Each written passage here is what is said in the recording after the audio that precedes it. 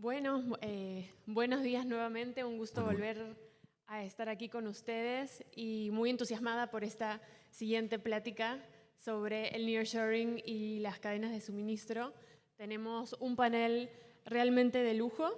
Empiezo por la esquina con el subsecretario Manuel de Nuevo León. Muchísimas gracias por acompañarnos. Sergio Argüelles, CEO de FINSA. Gabriela Siller, directora de Análisis Económico en el Grupo Financiero Base, y con Leonardo Robles, vicepresidente de Desarrollo Comercial y Business Development en TC Energy México. Así que tenemos muy bien representado este panel, sector de energía local, pero quisiera en realidad empezar con la macro, justamente, que es la especialidad de Gabriela, como para tener un pantallazo de qué es lo que estamos viendo en el nearshoring. ¿Se está viendo este boom del que se habla? También sabemos que algunas proyecciones dicen que la economía se está ralentizando. ¿Cómo lo estás viendo tú? Claro, primero que nada, muchas gracias por invitarme al panel. Encantada de estar aquí con ustedes. Y bueno, pues como que hay como opiniones muy distantes, ¿no? Unos dicen que es un mito lo del nearshoring, sobre todo si uno ve los datos de inversión extranjera directa en México, pareciera como, eso no existe para México, ¿no? Pero luego hay otros que pues es una realidad, sobre todo vivimos en un estado en donde vemos que sí han llegado muchas inversiones.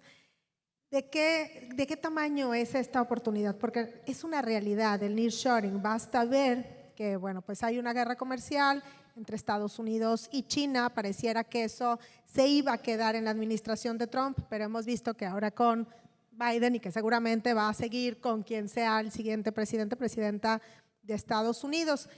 Y bueno, pues China recibía hasta el 2021 alrededor de 300,000 millones de dólares en inversión extranjera directa. Estos son flujos que iban llegando o que se reinvertían de utilidades año tras año, o sea, flujos, no lo que valen los activos que están allá. A partir del 2022, esto empezó a disminuir e inclusive ya van 2 trimestres en donde es negativo. ¿Qué significa?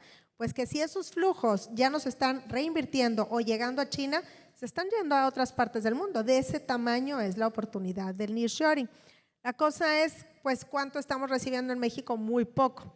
Los últimos datos de inversión extranjera directa muestran que en México, pues en el primer semestre, que es lo último que tenemos, pues las nuevas inversiones, lo que ha llegado a nuestro país es menos del 3% del total de la inversión extranjera directa. Debería de ser pues un porcentaje mayor. Obviamente está buenísimo que tengamos una reinversión de utilidades, que las empresas extranjeras que están en México reinviertan aquí sus utilidades, pero sería mejor tener las dos cosas, ¿no? La reinversión de utilidades y a la par también de recibir nuevas inversiones. ¿Qué es lo que ha faltado? La verdad es que no descubro el hilo negro de las cosas. A lo largo de la mañana pues hemos escuchado varias cosas y donde iba escuchando yo, bueno, pues por supuesto que falta infraestructura en energía eléctrica y agua principalmente. Agregaría también carreteras pues seguras y que no hubiera tanto bache para que no tenga tanto costo el transporte de mercancías. Una política interna que no genere incertidumbre de pronto con todas las iniciativas y reformas que veíamos en la administración anterior, pues esto generaba un poco de mejor me detengo hasta ver qué es lo que va a pasar más adelante. Y finalmente, pues también diría paquetes de recibimiento y promocionar a México en el exterior, porque aunque tenemos una ventaja inigualable de que estamos al lado de Estados Unidos y que tenemos el tratado comercial, pues sí hay que promocionar a México, ¿no? Sí hay que decir, oye, tenemos esto y esto y esto, y hacer paquetes de recibimiento que obviamente sí generarían un costo en un inicio para las finanzas públicas, pero esto como proyecto de inversión traería mucho más empleos y sobre todo el sector formal a nuestro país. Sergio, ustedes desde FINSA este año hicieron un levantamiento de capital, luego lo aumentaron, así que creo que nos vas a contar el lado más positivo de esta historia. Me gustaría que nos platicaras de qué fue lo que vieron en este proceso de hablar con inversores y cómo van a usar estos fondos. Con mucho gusto. Muchas gracias a Bloomberg por la invitación. Encantado aquí participar con ustedes y felicidades por tantos participantes asistentes al foro. FINSA es una empresa que se ha dedicado por los últimos 47 años a desarrollar parques industriales. Básicamente empezamos en el norte, en la frontera con Tamaulipas y nos hemos integrado prácticamente a toda la República Mexicana. Estamos ahorita en 90 diferentes ubicaciones, hemos desarrollado más de 13, 14 millones de metros cuadrados a nivel nacional y bueno, tenemos una amplia experiencia en el tema de lo que es el arranque de la industria maquiladora, como se llamaba originalmente, ahorita le llaman nearshoring, pero pues básicamente es maquiladora reloaded, porque siempre el enfoque que se ha buscado con la maquila o con la manufactura mexicana es aprovechar la calidad de la productividad que tiene México y exportar obviamente a la economía más importante que es Estados Unidos. Y ahora con la regionalización, pues eso nos ha ayudado muchísimo en el proceso. Ahorita contestando a tu pregunta, sí, efectivamente nosotros el año pasado vimos la enorme oportunidad de seguir creciendo en México. Yo soy un fervor creyente de México, de lo que estamos haciendo, de las oportunidades que tiene México y seguiremos invirtiendo en él. El año pasado arrancamos un proceso de levantar el fondo más importante en temas de fondo privado. Levantamos a finales de marzo 605 millones de dólares de capital, que eso se va a convertir en un portafolio posible de 2,000 millones de dólares de producto nuevo con crecimiento orgánico. Tenemos identificadas pues, las zonas que nos han funcionado, las zonas típicas, las regiones, porque esto se maneja por región, la zona de Tijuana, la zona de Monterrey, los corredores mismos, el Bajío, y obviamente estamos atentos a las otras oportunidades, regiones que se están desarrollando. Pero estamos convencidos de que la oportunidad de México es enorme. Si tú haces una suma de todo lo que tiene México en metros cuadrados, de producto clase A, y sumas lo que tiene Monterrey, lo que tiene Tijuana, lo que tiene Saltillo, lo que tiene el Bajío, llegas a más o menos 110 millones de metros cuadrados. Si eso lo comparas con alguna ciudad de Estados Unidos, Los Ángeles tiene la misma cantidad. Chicago tiene la misma cantidad que tiene todo México. Entonces, eso te habla del enorme potencial que tiene el país en poder producir y seguir creciendo y seguir invirtiendo en nuestro país. Lo que sí nos falta, pues ya lo platicó Gaby, es un poquito del tema que yo creo que vamos a tocar más adelante, el tema de las faltas, los retos que tenemos. Sí. Ahora volvemos a los retos, que seguro va a ser una parte muy interesante de la charla. Subsecretario, te quería preguntar, escuchamos hoy al gobernador, nos trajo muchas cifras, ¿no? El 76% de la inversión en nearshoring está viniendo a Nuevo León. ¿Cuáles son algunos de estos pasos específicos que se están dando para atraer la inversión y qué es lo que viene en los próximos años? Claro que sí, Carolina. Primero que nada, lo que dice Gabriela, salir a promover. Creo que fuimos desde el principio de la administración, hace 3 años, fuimos uno de los estados que más salió a vender México, más salió a promover, fuimos a Estados Unidos. Y empezar a hablar con todas las empresas en el tema de nearshoring es en qué te ayudamos a tu relocación de proveedores. Lo hicimos con Tesla, lo hicimos con Caterpillar, lo hicimos con John Deere, lo hicimos con diferentes empresas que ya estaban aquí y que tenían expansiones o que querían traerse a sus proveedores de otros países a Norteamérica. Entonces les vendimos por qué Nuevo León es el mejor lugar para invertir, cercanía, o sea, con Tesla, por ejemplo, cuando fuimos con Tesla nos dijeron, ya tenemos, nuestro aluminio viene de Nemac en Monterrey, nuestra computadora ya la van a empezar a hacer en Monterrey, nuestros diferentes productos ya están en Nuevo León. Y eso no es algo nuevo, o sea, eso empezó hace 7 años cuando llegó Kia. Hoy en día Kia es la única armadora del país donde los autos de Kia son 100% hechos en Nuevo León.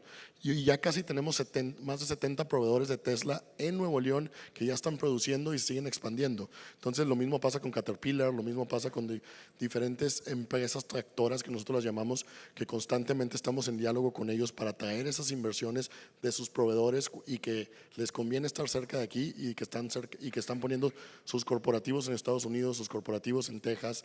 JCB, que ni siquiera está en Nuevo León, está en San Antonio. Ya tenemos un programa de relocación de todos sus proveedores de Asia a Nuevo León. Entonces, continuar promover y atraer de las empresas tractoras toda esa inversión que viene en Nuevo León. Entonces, hoy en día creo que ha sido el gran logro. Como lo mencionaba el gobernador, tenemos el mejor capital humano del país, producimos más ingenieros que cualquier otro estado en el país. Entonces, esos son los beneficios que hemos salido a vender y que son altamente necesarios y que son muy, muy redituables para las empresas, pero también que contamos ya con una industria establecida. No es lo mismo que le digas a una empresa, vente a producir aquí cuando ya tienes el aluminio de Frisa, o sea, los metales de Frisa, de Ternium mismo. Tenemos un programa de relocación de proveedores con Ternium, casi $1,000 millones de inversión nada más en todos los proveedores de Ternium y los que le compran a Ternium para procesar para la industria de electrodomésticos. Entonces, la idea es ir construyendo bajo la industria que ya se tiene y expandiendo para que haya más proveeduría local en todas estas empresas que van llegando. Muy bien. Leonardo, ¿cómo encaja el tema de la energía en toda esta conversación? Ustedes sobre todo están con gas natural, han avanzado bastante en varios proyectos. Platícanos. Claro, Carolina, muchas gracias. Y te cuento que en TES Energía, en los casi 100 años de historia de la compañía, precisamente fue este efecto que dio origen al establecimiento de lo que antes era TransCanada, que fue la construcción del ducto para llevar gas natural de las cuencas de Alberta a la parte oeste de Canadá, precisamente a raíz de la reubicación de industria y maquila de Estados Unidos hacia esa parte de Canadá. Entonces vimos cómo el acceso a energía promueve precisamente el crecimiento y el desarrollo industrial de esa parte de Canadá, y que en una historia más reciente nos ha tocado ver, bueno, a mí que llevo cerca de 30 años con TES Energía, en México también en los proyectos que hemos desarrollado en el norte y en el centro del país, precisamente el acceso a la energía ha sido vital para que los desarrolladores de industria elijan esos puntos para establecerse y que puedan tener sus procesos competitivos. Precisamente lo que entendemos del efecto del nearshoring es este incentivo de buscar incrementar nuestra competitividad y nuestra seguridad, manteniendo nuestras cadenas de suministro dentro de la región del bloque Norteamérica, donde tenemos la oportunidad de hacer negocios entre socios y amigos cubiertos por tratados comerciales que precisamente facilitan. El reto al que nos enfrentamos es lo que hemos denominado el trilema energético, diferente a lo que teníamos hace 100 años cuando se construyó el ducto de TransCanada, que es necesitamos ahora que esta energía sea sustentable, pero al mismo tiempo necesitamos que sea segura, confiable y de bajo costo. De aquí, dependiendo de cuál es el peso que cada una de las partes le da a uno de estos elementos, es donde hay la gran cantidad de variedad de escenarios de la matriz energética y cómo la vamos componiendo para lograr los objetivos que se buscan de crecimiento. Bien, así que hablamos mucho de toda esta visión positiva, ¿no? Pero como hemos visto toda esta mañana, aún quedan muchísimos retos. Varios de ellos ya se han mencionado a lo largo de la mañana. La transmisión de energía, la disponibilidad de energía, la seguridad, el agua, incluso la burocracia, dicen algunos, ¿no? Las trabas para empezar a operar en México. Así que ahora quisiera invitarlos a hacer una ronda relámpago en la que cada uno me diga cuál opina es el reto más urgente. Sé que hay muchos, pero ¿por cuál hay que empezar? Más ahora que tenemos la oportunidad de una nueva administración. Gaby, te invito a empezar. La promoción a México y la energía, es lo que así me viene a bote pronto. Sergio, ¿cómo lo ves? Yo coincido con el tema energético. Tuvimos la oportunidad de estar con el secretario de Economía, que qué bueno que ahorita en un momento más nos acompañará. Yo creo que hay que escucharlo, hay que saber, creo que su mensaje va a ser muy positivo, tener la apertura precisamente en el tema de energías limpias, la posibilidad de que los mismos parques industriales, contexto potencial que tenemos, nos den la oportunidad de autogenerar a través de generación de gas o las celdas solares. Ahorita solamente se permiten por empresa 500 kilowatts de generación de energía por celdas solares. Nuestra propuesta como Asociación Mexicana de Parques Industriales es incrementarla Ahorita hay una propuesta de doblarla a un mega y estamos ahorita considerando la posibilidad de abrirla porque pues hay empresas que tienen 5,000 metros, hay empresas que tienen 10,000 metros de techo, hay empresas que tienen 100,000 metros de techo. Mi propuesta es ábrela para que prácticamente se ponga celdas solares en todos los techos posibles.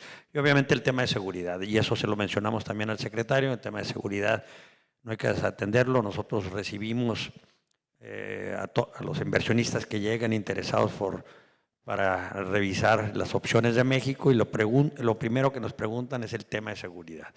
¿Cómo vamos a resolver las inseguridades, sobre todo en ciertos estados donde ellos tienen mucho interés en producir? Sergio, si me permites quedarme un segundo más en lo que mencionabas del proyecto para aumentar la producción desde energía solar en los parques industriales. Sé que este es un proyecto que la asociación lleva hace mucho tiempo. ¿Cómo van los avances de esas conversaciones? ¿Cómo lo ves hacia adelante? Muy bien, hubo muy buena recepción por parte del gobierno federal sobre la posibilidad de incrementar de lo que les decía, de que una empresa puede producir hasta 500 kilowatts, que es realmente muy poco, pues es para prender la luz básicamente o para cualquier cosa, cualquier necesidad básica, pero si lo podemos incrementar a 5 megas por empresa, pues eso obviamente es una autogeneración que no necesariamente complicas ni saturas la red general. Entonces, sí son positivas, hay muy buena recepción por parte del gobierno, que también son de las buenas noticias que hemos recibido por parte del gobierno federal. El sexenio pasado tuvimos un acercamiento, a mí me tocó presidir lo que es la Asociación Mexicana de Parques Industriales, estuvimos un par de veces con Comisión Federal de Electricidad buscando la forma de ayudarles a tener esa conectividad que nos hace falta en México. En México se genera suficiente energía eléctrica, lo que pasa es de que lo tienes en diferentes estados. Entonces, el traer del sur al norte la energía eléctrica, pues obviamente necesitas invertir en la transmisión. Y ese es en donde yo creo que tenemos un problema serio. ¿Qué estamos haciendo en la asociación? Estamos buscando agruparnos con diferentes socios para resolver y ayudarle a la comisión a tener esa conectividad, eventualmente resolver, porque no nos podemos quedar atrás en temas de la demanda, y era parte de los argumentos que le hacíamos a la comisión, a don Manuel Bartel en su momento, no podemos parar la inversión, no podemos dejar que una industria no se quede en México por la falta de 5,000 kVA. Hay que buscar la forma de resolverlo. Le entramos con ustedes a través de una agrupación de inversionistas y eventualmente pues ayúdenos también en el trámite, en la formalización de la simplificación de los trámites. ¿Puedo complementar mi respuesta? Es Claro que cuando sí. dijiste ráfaga pensé que era así nada más, una respuesta rápida. Sí, justo eso, de la energía, porque de repente escuchamos empresas que ya tenían un proyecto y de pronto fue como que, bueno, ok, lo puedes hacer, dentro de 5 años te damos la energía. Pues no, o sea, dentro de 5 años platicamos de otra planta y mejor se van a Estados Unidos. Y entonces yo creo que ese es un tema fundamental, o sea, tenerlo ya ahí y pensar en grande, pensar en crecimiento, y que ahorita pues deberíamos de estar viendo cuáles inversiones y cuáles no, en lugar de a ver cuáles sí quieren llegar a México y cuáles podemos atender debido a la escasez de energía. Subsecretario, desde el Estado, ¿cuál ven como el principal reto? Igual comparto, o sea, tema de energía, yo que de la parte del Estado estamos invirtiendo mucho en infraestructura, mejor movilidad, más plantas tratadoras de agua potable, más plantas tratadoras de agua tratada. Entonces, pero el tema eléctrico yo que es ahorita la dificultad más grande del país.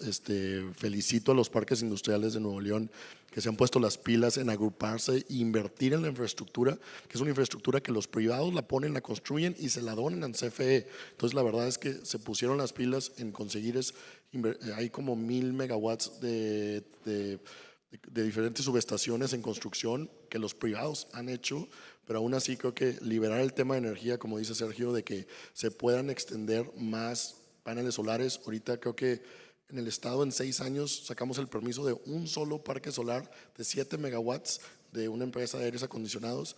y ahí tenemos una lista de empresas que todos están interesados. Entonces yo creo que si liberamos de que sea de 500 kVA a 1, 2, 3 megawatts, le ayudamos. En el estado hay 1,600 naves industriales. Si conseguimos que cada una tenga 1 megawatt en el techo, son 1,600 megas. Entonces yo creo que la clave es liberar la industria, tener un fast track de permisos cuando es autoabasto y poder expandir esos permisos a unas capacidades más grandes. Leonardo, ¿cómo lo ves? Mira, ya me tomaron mis talking points. Pero yo diría también, y cito a Abraham Zamora, que estuvo acá en el panel hace un momento respecto del análisis que se realiza en el CCE sobre los 37 gigas adicionales que se requieren para poder recibir la inversión del nearshoring. Y pues el reto que nos lleva es la adición de capacidad de energía. ¿Y cómo vamos a incorporar esa energía?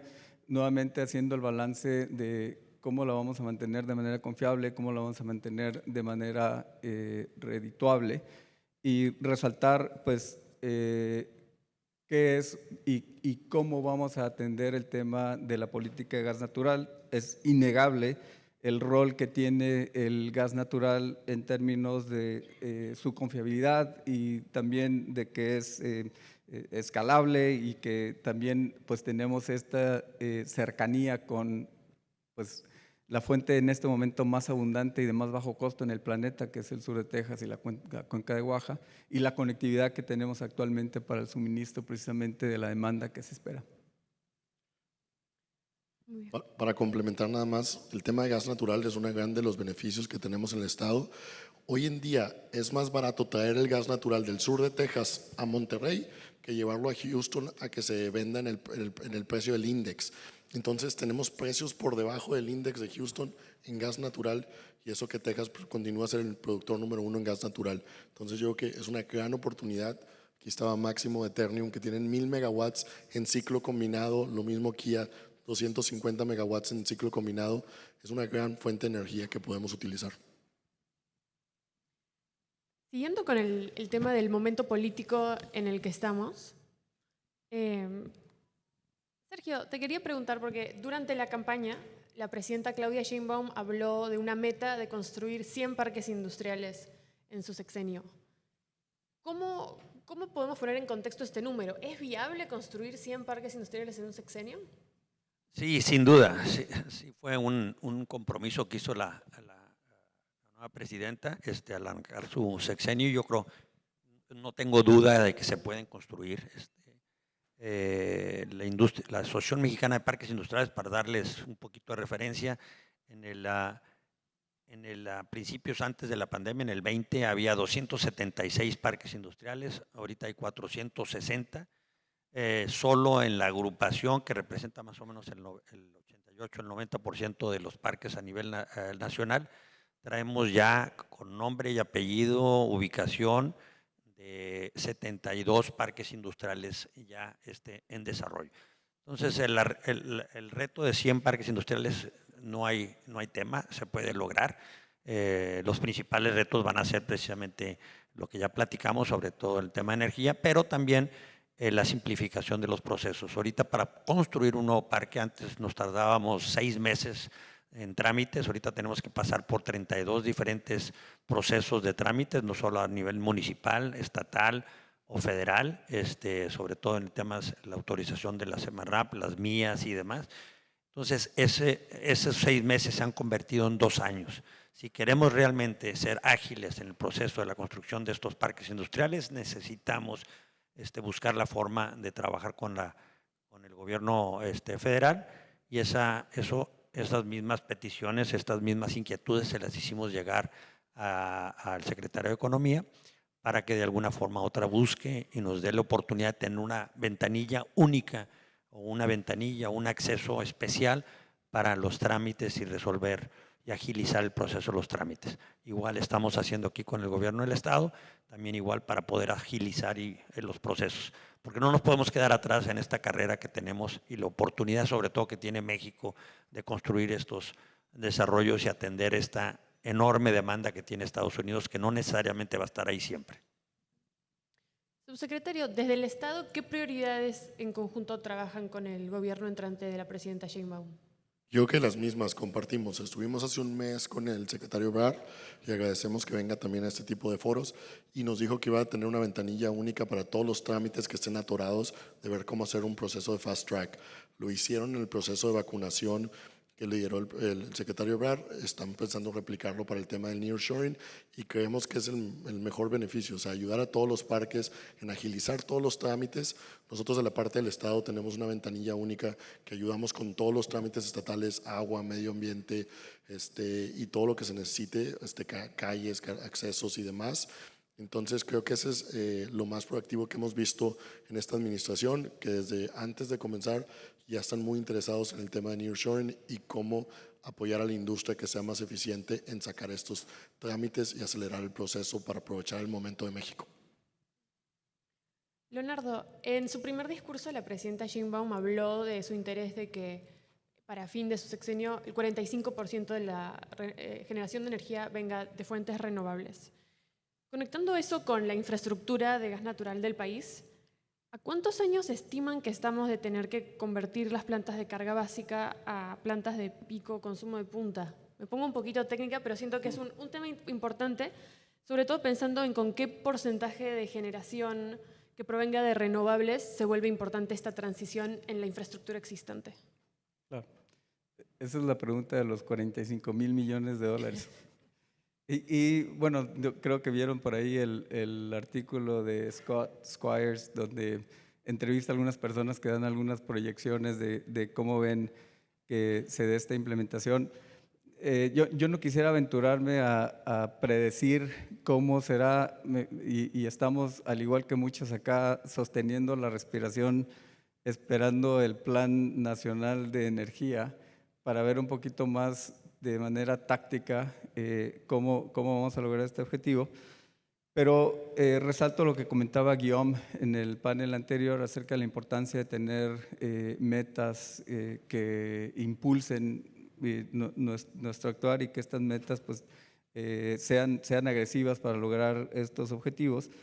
Lo que sí es que en TES Energía, por ejemplo, pues, hacemos también hemos instalado plantas de energía renovables, construimos la planta fotovoltaica más grande del continente en su momento en Ontario, que recientemente vendimos, y también operamos la central nucleoeléctrica también más grande del continente, y hemos estado poniendo esos enfoques, pero que en México lo hemos enfocado a el desarrollo de gas natural, simple y sencillamente porque considerando los tres países, México, Canadá, Estados Unidos, del bloque económico, es cuál es el punto de partida que tiene cada uno de ellos para alcanzar sus metas de sustentabilidad, y nos parece que en México el primer objetivo que se tiene que lograr es el desplazamiento de otros combustibles con mayor concentración de carbón y emisiones de contaminantes a la atmósfera como el diésel, el combustóleo, el carbón, y que a través de la instalación de estos sistemas y el desplazamiento, como próximamente queremos que se logre en la central de Tula, y también las que se logró en Manzanillo, las que se desplazaron también en Sinaloa y en Chihuahua, y próximamente también en Yucatán, lo que queremos es, primeramente, y como primer paso, es la reducción de contaminantes por combustibles de mayor concentración de carbono, desplazarlos con gas natural, y que así también pues, la red permita incorporar energías renovables que vayan haciendo pues, el desplazamiento también gradual hacia la transición que quiere lograr la presidenta. Pasemos a la elección al norte de la frontera, que creo que también tiene muy en vilo a todo el mundo realmente por sus implicancias globales. Gaby, tal vez podrías comentarnos un poco cuáles son las expectativas para la macro de México según lo que pase en las elecciones. Claro, como que escuchamos Trump y nos da miedo, ¿no? Creemos que el tipo de cambio otra vez va a alcanzar máximos históricos y que van a pasar cosas muy malas. Sin embargo, a mí me ha llamado mucho la atención cómo Kamala también, pues inclusive en su cuenta de X, dijo que ella había sido de las 10 senadoras que no votó a favor del TMEC. ¿Y esto qué quiere decir, no? Y va a utilizar la revisión del TMEC que inicia en el 2026. Entonces, tampoco es como que si gana ella, pues que las cosas van a ser muy fáciles para México. Creo que si Trump llegara a ganar las elecciones, que ahorita tiene menos probabilidades que Kamala, pero si llegara a ganar las elecciones, creo que trataría de cuidar el tratado, porque es su bebé, él lo firmó, él lo impulsó. Y que con esto va a seguir gritando, amenazando a México y demás, pero que podría seguir una relación comercial, por supuesto, con la revisión en el 2026, donde habrá algunos puntos clave. Creo que hay más riesgo del lado de los demócratas con Kamala, precisamente porque es el tratado de Trump y que además ella no estaba a favor. Sin embargo, bueno, pues creo que el tipo de cambio no reaccionaría tan mal con Kamala, sino más bien sería como que yupi, qué bueno que no ganó Trump, y eventualmente a la hora de la revisión sería como, ¿qué está pasando, verdad? Porque las cosas no están saliendo tan bien. Y con Trump veríamos al inicio, yo creo que una mayor volatilidad del tipo de cambio, como que este miedo sin llegar a máximos históricos, pero sí como que un mayor miedo sobre lo que pasaría en México. De cualquiera que sean los dos, creo que para México es importantísimo desde ahorita estarnos preparando para esta revisión del TMEC. Y lo que sí es bien importante es que el tratado no se va a terminar, como que nos quedamos con la idea del Telecan, de esta cláusula sunset, donde podían avisar con 6 meses de anticipación, va y me voy, y ahora no, o sea, nos reunimos a una revisión que va a ser seguramente muy dura con cualquiera de los dos, pero si no nos ponemos de acuerdo, pues regresamos en un año y en un año y en un año, hasta que se cumplan 10 años, por lo que el tratado va a seguir. ¿Cuál sería el peor de los escenarios? Pues que no nos ponemos de acuerdo y que entonces, pues Estados Unidos impone aranceles como Trump ha amenazado y que México, bueno, pues no cumplimos cabalmente con el tratado y entonces pues tenemos un tratado en donde pues como que nadie está cumpliendo y ahí obviamente se vería afectada la oportunidad del nearshoring, no completamente, porque Estados Unidos va a seguir con la guerra comercial con China, van a seguir saliendo empresas de allá y México estamos al lado de Estados Unidos, pero creo que sí habría un poco así como de miedo de venir aquí y ver qué es lo que va a pasar más adelante y a lo mejor buscarían otros países de Latinoamérica que aunque los costos de transporte y los tiempos también de traslado de la mercancía hacia Estados Unidos sean más largos, pero que no les diera tanto miedo. Por lo demás, creemos que, bueno, pues ya nada más en resumen, este año pues seguramente veremos un crecimiento alrededor de 1.3, el siguiente año de 0.8% y el 2026 creo que va a ser un año de incertidumbre precisamente por esta revisión al TMEC, pero dentro de toda la incertidumbre, pues todo pinta a que podríamos volver a tener un crecimiento por encima del 1%, alrededor del 1.7%. Gaby, ya que mencionabas la volatilidad del tipo de cambio, ¿nos podrías platicar un poco más de cómo son tus expectativas para el tipo de cambio el año que viene? Sí, bueno, primero para este año creemos que todo pinta para que cierre alrededor de 19.50 pesos por dólar. Quedan sobre todo 2 fechas relevantes para el tipo de cambio. Uno, por supuesto, las elecciones de Estados Unidos el 5 de noviembre y la segunda, la presentación del paquete económico 2025, que esa es otra preocupación que tiene el mercado. ¿Cuánto se va a reducir el déficit? ¿Cómo que va a quedar la estructura del gasto público? Y para el siguiente año creo que las cosas podrían estar un poco más tranquilas para el tipo de cambio pasado lo del techo de la deuda de Estados Unidos. Y bueno, podríamos ver a lo mejor un tipo de cambio alrededor de 18.50 pesos por dólar, pero recuerden que el tipo de cambio depende de muchísimas variables. Tenemos un régimen cambiario de libre flotación y que entonces es oferta y demanda. No nada más es lo que pasa en México o en Estados Unidos, sino lo que pasa en el mundo. Si escala la guerra, obviamente esto genera miedo, cambian los portafolios de inversión y entonces subirá el tipo de cambio. Si sube la versión al riesgo sobre México por cualquier motivo, pues esto también puede provocar volatilidad y subidas del tipo de cambio. Lo que sí es que vemos poco probable que veamos niveles otra vez de 17 pesos por dólar, creemos que podrían ser 18, 18.50 el siguiente año. Estos sí siguen regresando los capitales que habían salido por el miedo que se tenía a las elecciones en México. Vuelvo ahora al tema del nearshoring, pero siento que la macro es tan importante que quisiera hacerte otra follow-up sobre la presentación del paquete económico. Y sabemos que en la campaña la presidenta Sheinbaum habló de bajar el déficit al 3.5%. ¿Cómo ves tú esta meta? Hemos escuchado ya de algunos analistas que creen que incluso el 4% sería aceptable para el mercado. ¿Cuál es tu visión? Mira, digo, para ponerlo en contexto, un déficit pues es la diferencia entre los gastos y los ingresos. Se supone que para cualquier país no debe de exceder el 3% del PIB para que la razón de deuda sobre PIB quede más o menos constante. Y para este año se tiene proyectado un déficit presupuestario del 5%, y si nos vamos a la medida más amplia, que son los requerimientos financieros del sector público, es casi 6%. Entonces, recortar el déficit pues implica una reforma fiscal, aunque no lo digan así, ¿verdad? Un recorte del gasto o subir los ingresos. La cosa es cómo van a recortar el gasto público. Tienen que recortar el déficit. Creemos nosotros en Banco Base que van a terminar como con un déficit de 3.9%, pero si hacen un buen plan y entonces les dicen al mercado y a las agencias calificadoras, mira, vamos a empezar a reducir el déficit de esta y otra forma, creemos que no vendrán recortes a la calificación crediticia, pero esto va a depender del plan que tengan hacia adelante, que lo cumplan, y que además también la estructura del gasto, que no se siga castigando a la infraestructura, porque también pues lo más sencillo siempre es recorte en inversión física, pero pues terminas afectando más a la economía y vas dejando pendiente cosas que luego pues se tiene que hacer mantenimiento en carreteras y demás. Entonces creemos que esto será importantísimo. Creemos que sí van a tratar de tener esta consolidación fiscal, pero el 3% del déficit para el 2025 lo vemos prácticamente imposible. Más bien vemos alrededor de 3.9%. Muchas gracias. Subsecretario, vuelvo al tema de la elección en Estados Unidos y cómo perciben ustedes esta diferencia entre los dos partidos, lo que podríamos ver. Bueno, estoy de acuerdo con Gaby. Yo creo que hay cosas que están pasando. O sea, Trump firmó el Tratado de Libre Comercio. Creo que todo en México, el discurso de Trump ha pegado más de que creando esta preocupación. Pero si nos vamos al histórico, él firmó el Tratado de Libre Comercio, una.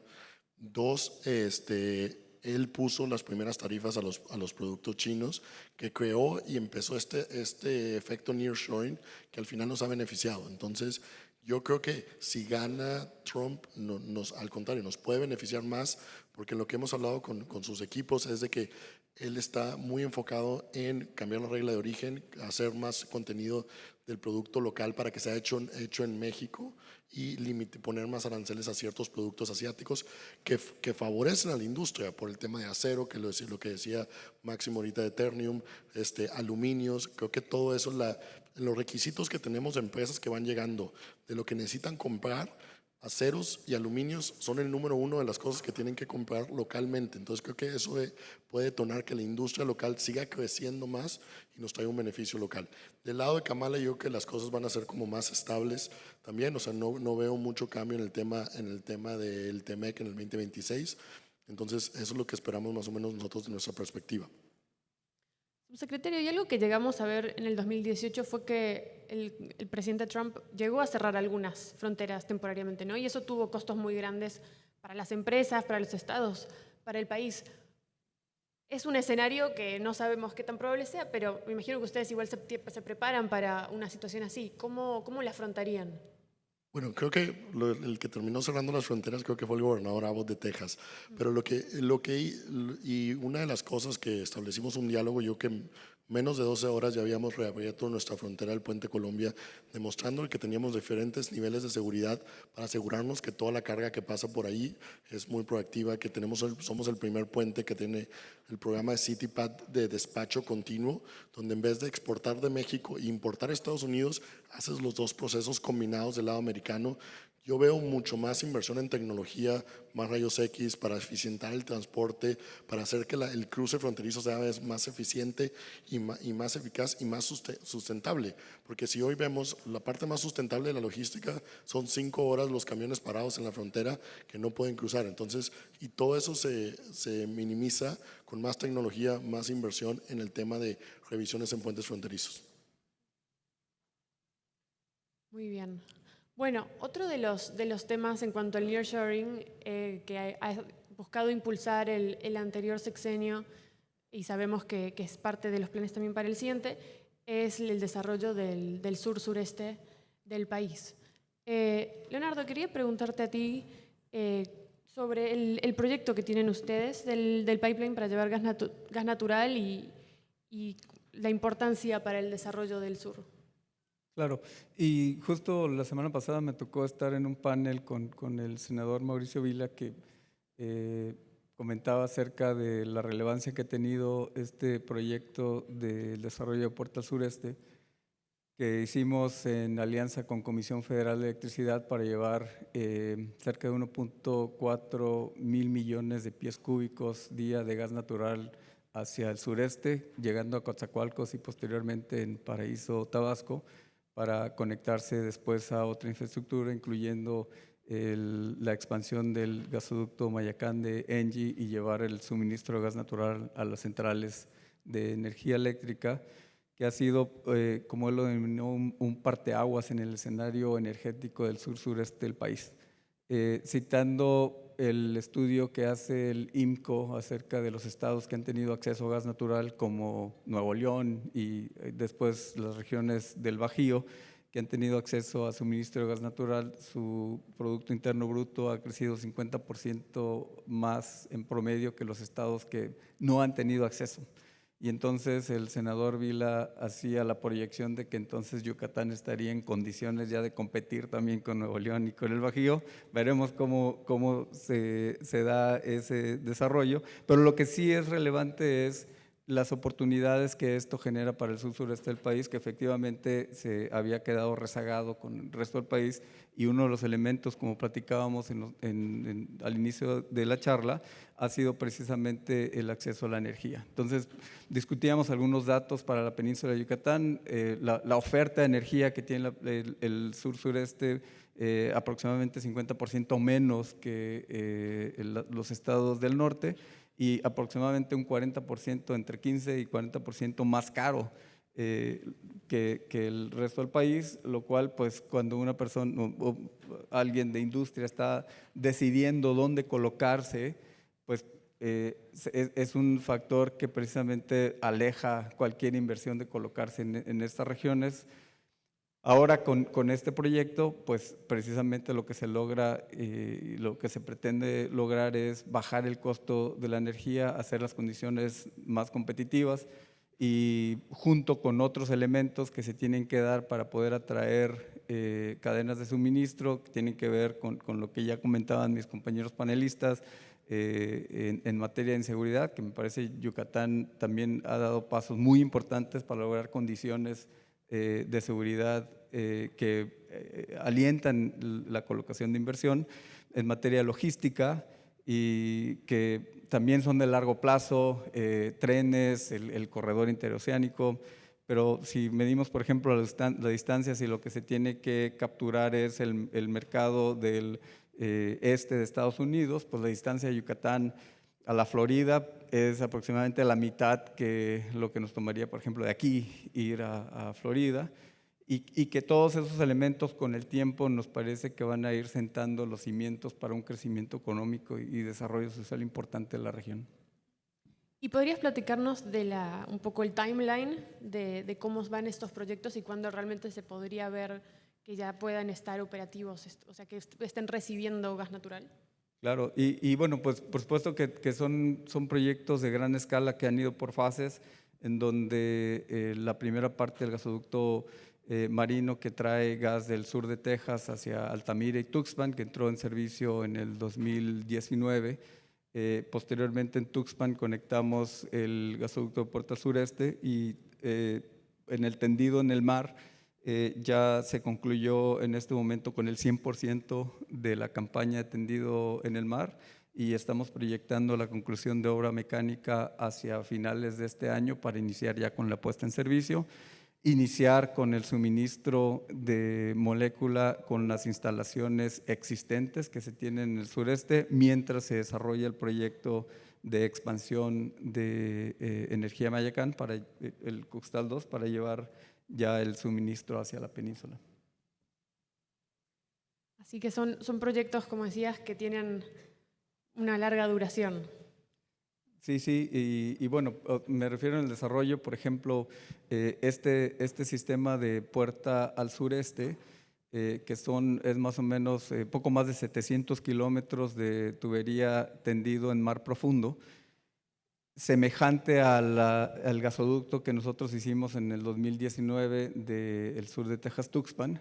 Para darles una referencia, ese gasoducto del sur de Texas, Tuxpan, nos tomó aproximadamente 2 años la fase de permisos.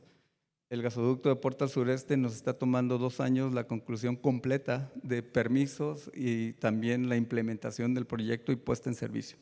Aquí lo que quisiera resaltar es el impacto que ha tenido la alianza estratégica que hicimos con Comisión Federal de Electricidad, en donde TES Energía tiene muchos años en la construcción de infraestructura y Comisión Federal de Electricidad pues tiene la red de transmisión, una de las redes de transmisión por sí sola más grandes del planeta y que tiene pues esa expertise en el enlace comunitario. Las dos empresas pues traen sus fortalezas para poder ponerlas en servicio y poder desarrollar proyectos de esta magnitud en tiempo récord, lo cual también nos permite pues eficientar el costo de ejecución. Lo que se resalta acá para nosotros, para TES Energía, la lección es cuando se unen estas voluntades y podemos alinearnos en los objetivos y podemos colaborar y traer nuestros esfuerzos, se pueden lograr cosas muy importantes y que pues nos alienta mucho escuchar de la presidenta su intención de continuar con alianzas público-privadas en donde cada una de las partes pues traemos nuestras fortalezas a la mesa. Gracias. Sergio, al principio del panel nos platicabas del fondo que levantaron y nos comentabas que por ahora la inversión que está planificada es aún en la zona de frontera y del Bajío, ¿no? Todavía no en el sur. Un poco preguntarte por el color tanto de ustedes como empresa de parques industriales, como también de sus inversores, si ven apetito en este momento de ir hacia el sur.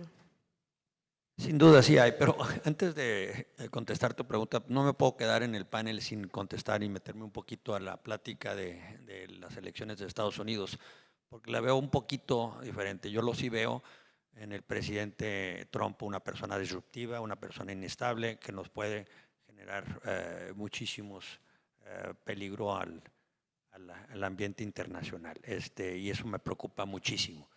Si bien impuso un arancel contra los chinos y también lo hizo para México cuando quiso presionarnos con el tema migratorio y también lo ha hecho con bloques internacionales y demás.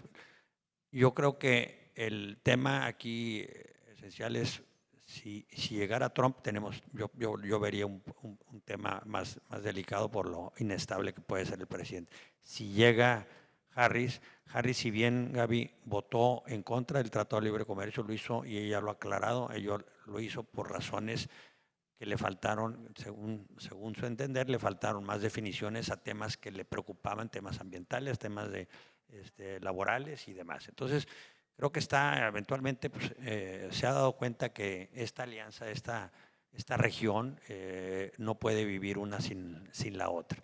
Ahorita en México tienes pues, prácticamente todas las transnacionales del mundo, todas ya tienen operaciones en México y esas obviamente van a seguir creciendo y van a seguir presionando al gobierno americano para que de alguna forma u otra siga en la mesa y sigan buscando la forma de no salirse del Tratado de Libre Comercio.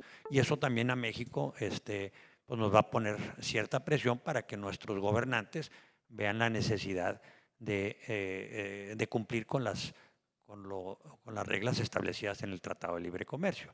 No podemos tener dos caras en el proceso. Entonces yo creo que eso nos va a presionar a los dos países para tener un mejor tratado y eventualmente seguir creciendo como región. Ahora, regresando a tu pregunta sobre el sureste, el istmo, nosotros desde el sexenio pasado, cuando se lanzó el proyecto del istmo por parte de la administración de Andrés Manuel López Obrador de AMLO, nosotros nos acercamos como agrupación, como AMPIP, con ellos para decirles, a ver, ¿en qué te ayudamos? Le vemos enorme potencial. De los 4 proyectos emblemáticos que se desarrollaron en el sexenio pasado, el único que nosotros veíamos con pies y cabeza era el proyecto del Istmo, la posibilidad de conectar el Pacífico con el Golfo, y ese tienen un enorme potencial, y obviamente desarrollar el interior del país. Desgraciadamente no se avanzó en proyectos en el desarrollo de la infraestructura, las líneas de gas, las líneas de transmisión, la preparación, la capacitación de la misma zona en temas laborales. La industria maquiladora o la industria manufacturera pues tiene un enorme potencial, buscaría la forma de irse al centro, pero no se va a ir si no tienes la mano de obra capacitada. Entonces, ese anuncio o ese proyecto de desarrollar 10 parques industriales en el Istmo es un proyecto pues, viable. Yo empezaría con los extremos, por la parte de Coatzacoalcos y Salina Cruz, y luego pues me iría integrando hacia el interior a cómo se fuera desarrollando. Y me enfocaría más en industria logística, en industria que aproveche la capacidad de los excedentes de agua que se tiene en la zona para industrias, ya sea alimentos, bebidas y demás. Entonces tendría un enfoque diferente. La manufactura se va a tardar hasta que no tengamos más capacitación de la población del sur. Entonces, bueno, pero es un proyecto que sí le veo posibilidades, sí, pero pues es generacional. Gaby, ¿cómo ves tú la viabilidad de este proyecto en el sur del país? Coincido plenamente, inclusive con lo de Trump también, ¿eh? O sea, es nada más. Creo que como que mucho se trató en el sexenio anterior de que las inversiones fueran al sur, pero no fue, o esto no se dio de la mano de gasto en infraestructura o de capacitación y educación para la población. Entonces, mientras que no estén las cosas puestas, pues simplemente las empresas van a ir a donde están sus proveedores, en donde está la gente capacitada, porque es lo natural, ¿no? Esto que comentaba hace un rato de, bueno, pues es que la energía eléctrica, bueno, que vete al sur, pero no hay energía eléctrica, nos vemos en 5 años, es real, no puedo decir el nombre de la empresa. Pero entonces, imagínense, pues lo mismo sucede, ¿no? Con la población. Si aquí en Monterrey vemos escasez de personal, digo, en las empresas donde yo doy consultoría y lo que escuchamos también en base es que pues se van por poquitito más, ¿no? De una empresa a la otra que está enfrente. Hay escasez, a lo mejor en el sureste no hay escasez de personal, pero hay escasez de mano de obra calificada y creo, voy a decir algo que a lo mejor es una opinión impopular, pero que probablemente también tiene que ver con las remesas que reciben del exterior y un poco también con algunos de los programas sociales que se han dado y entonces como que se va rezagando y se va polarizando más el país, en donde pues en el norte y en ciertas entidades federativas pareciera que hay cada vez un mayor grado de escolaridad, ganas también como que de salir adelante, y hay otras entidades federativas en donde la escolaridad se ha quedado abajo y sin duda pues esto también pone un freno a que las empresas puedan llegar ahí, sumado a la falta de infraestructura también. Entonces creo que pues esto será importantísimo para esta administración para poderlo desarrollar. Para cerrar el panel, subsecretario, quisiera preguntarle, no por el sur, para no ponerlo en problemas, sino volver al tema del Telecán. ¿Y cuáles han sido algunas de las lecciones que han recogido desde el Estado de Nuevo León con toda la experiencia industrial que se tiene y cuáles serían sus recomendaciones a los representantes del gobierno que vayan a negociar en un par de años? Mira, yo creo que, volviendo, si quieren tocar el tema del sur, sí hay oportunidad de muchas industrias que se van al sur. O sea, yo creo que en Nuevo León, por ejemplo, nos llegan empresas que hacen muebles de Asia. Pues eso a lo mejor pudiera estar en el sur. O sea, metalmecánica, ciertos procesos pudiera estar en el sur. O sea, yo creo que al contrario, pudiéramos integrarnos entre el norte y el sur y quedarnos en Nuevo León cada vez con la manufactura avanzada, con la más de alto nivel, con el ensamble final y con lo de alto valor, porque son los empleos que queremos y podemos ir pasando ciertas de las empresas al sur en un trabajo en colaboración entre gobiernos, entre los diferentes gobiernos, y lo hemos hecho con diferentes estados en tratar de promocionar que hay ciertas cosas que a lo mejor en Nuevo León ya no caben, que a lo mejor pudieran caber en otros estados y estamos dispuestos a colaborar. El tema del Tratado de Libre Comercio, yo que lo importante, y creo que salió en el artículo del otro medio que no vamos a mencionar el día de hoy, es más valor agregado de contenido local. O sea, yo creo que es el gran beneficio que tenemos y lo vemos cada día. O sea, nosotros no nos importa nada más que venga una empresa, se instale, que traiga todo de Asia, lo ensamble aquí y lo mande a Estados Unidos. No, queremos que compre la mayor cantidad de proveeduría local y que le compre a todos los proveedores, que pague buenos salarios, que capacite a los empleados, que tenga transferencia de tecnología, que haya proyectos de desarrollo de R&D, de diferentes materiales, o sea, que trabajen con las universidades en desarrollar talento. Eso es lo que queremos. Entonces, creo que el contenido local nos ayuda muchísimo, que cada vez pongan los niveles de contenido locales más altos. Dos, que requieran el tema de o sea, de que las reglas de origen que sean cada vez, o sea, más a favor de México, y eso creo que nos puede beneficiar a todos y puede crear más derrama económica con el tema de nearshoring. Lo platicábamos en otro fondo, en otro evento. En los últimos 3 eventos que hemos tenido, automotriz, electrodomésticos, tenemos casi $6 billones en órdenes de compra de proveeduría local. Es algo que nunca se había visto. Por primera vez, los vendedores ya no tienen que salir a vender. O sea, los compradores están desesperados porque les lleguen la proveeduría local. Entonces, creo que promover eso todavía más y desarrollar más proveeduría local, que es algo también que lo comparte el gobierno federal. Entonces, creo que son las áreas de oportunidad más grande para México y para Nuevo León. Y ya para finalizar, una duda que seguro tienen todos, es tal vez una que nos hubiera gustado preguntarle al gobernador. ¿Cuándo se retoman las conversaciones con Elon Musk? O sea, yo creo que, todas las empresas tienen sus procesos internos de cuándo van a hacer sus CAPEX, si lo quieren demorar, si no lo quieren demorar. El tema político es una cosa, el tema de que la empresa quiere, pues, o sea, su prioridad es lanzar nuevos productos, que siempre nos lo dijo desde el día 1. Cuando lanzaran los nuevos productos, se anuncia la inversión en CAPEX para producir esos nuevos productos. Si no acaban de lanzar los nuevos productos, no pueden anunciar una fábrica sin saber qué se va a producir ahí. Entonces, yo creo que el objetivo a corto plazo de esta empresa de Tesla es lanzar sus nuevos productos, los nuevos productos, para poder desarrollar una fábrica para producir esos productos. Bueno, muchísimas gracias, Leonardo, Gabriela, Sergio, subsecretario. Muchas gracias por acompañarnos el día de hoy. Gracias a ustedes. Gracias. Gracias.